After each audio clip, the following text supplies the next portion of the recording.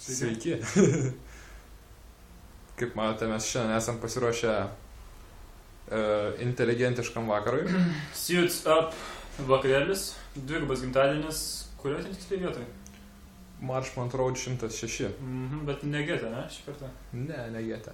Šį kartą studentų rajone.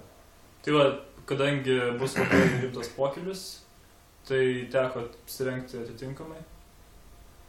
Tai štai tą matėte? Štai ir esam. Taigi, mūsų apranga daugumoje sudaro juodi kostiumai, juodi batai. Pagrindinė viskas yra juoda ir šviesi. Ir marškiniai gan šviesi. Juodi mobiliakai.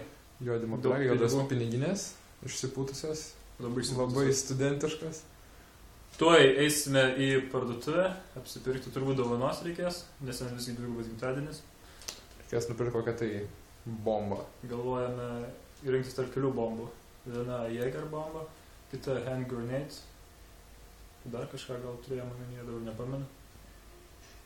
Tai va. O gal Mongola? Ne, Mongola tikrai nebus. Mongola nepirks. Tai manau, mes susitiksime tenais, turbūt pamatysite daugiau video nuotraukų po rytojaus, po šiandienos jau rytoj.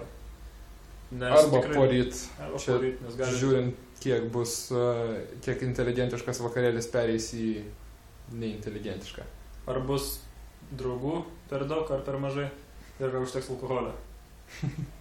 Pamatysim. Tai ką, kol kas tiek, keliaujam. Iki. Nufilmavai?